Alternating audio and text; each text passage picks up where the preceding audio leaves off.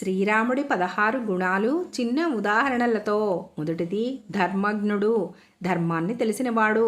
అరణ్యంలో నివసిస్తున్నప్పటికీ రాజధర్మం, పితృధర్మం, స్త్రీ ధర్మం అన్నింటినీ కాపాడాడు. 2, సత్యవ్రతుడు, నిజాయితీ కలవాడు. తండ్రి మాట కోసం సింహాసనం వదిలి అరణ్యవాసం అంగీకరించాడు. 3, దయామయుడు, కరుణ గలవాడు. వాలిని సంహరించిన తర్వాత అతని కుమారుడు అంగదుడిని సైన్యాధ్యక్షుడిగా చేస్తాడు. 4, ధైర్యవంతుడు, సాహసవంతుడు. సీత కోసం లంకలో యుద్ధం చేసి రాక్షస సేనను ఎదుర్కొన్నాడు. 5, ధన్యుడు, సద్గుణ సంపన్నుడు. రాముడి సాక్షాత్కారం పొందిన వారందరూ పావనులైపోయారు. శబరి, గుహ వంటివారు.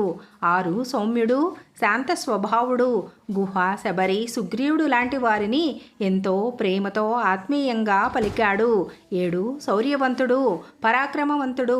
పరశురాముణ్ణి ఎదిరించి తన ధనుర్బలాన్ని చూపించాడు. 8, గుణవంతుడు, సద్గుణాల నిధి. శత్రువుల పట్ల కూడా కరుణ చూపే గొప్ప మనసు కలవాడు. రావణ్ణి యుద్ధంలో ఓడించిన తర్వాత కూడా రావణుడు మహాశివభక్తుడు, పండితుడు అని పలుకుతాడు. 9, బలవంతుడు, అపార బలం కలవాడు. శివధనుసును ఒక్కడే ఎత్తి విరిచాడు. 10, లోక వశీకరుడు, అందరినీ ఆకర్షించేవాడు. అయోధ్యలో ఆయన్ను చూసిన ప్రతి ఒక్కరూ తన సొంతవాడిగా భావించేవారు. 11, కృతజ్ఞుడు, ఉపకారాన్ని మరిచిపోనివాడు. సుగ్రీవుడు సహాయం చేసినందుకు అతని రాజ్యం తిరిగి తెచ్చిపెట్టాడు. 12, ప్రజాహితకారి, ప్రజల శ్రేయస్సే కోరేవాడు. తన స్వార్థం కోసం ఎప్పుడూ పనిచేయలేదు.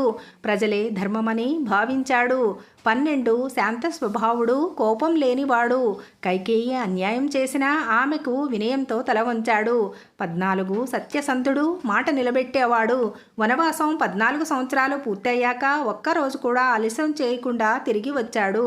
15, సామర్థ్యవంతుడు, పనిని విజయవంతం చేసేవాడు. వానరసేనను సమన్వయం చేసి సముద్రాన్ని దాటి లంక జయించాడు. 16, పరమాత్మ స్వరూపుడు, దైవ స్వరూపుడు, విష్ణు స్వరూపుడు.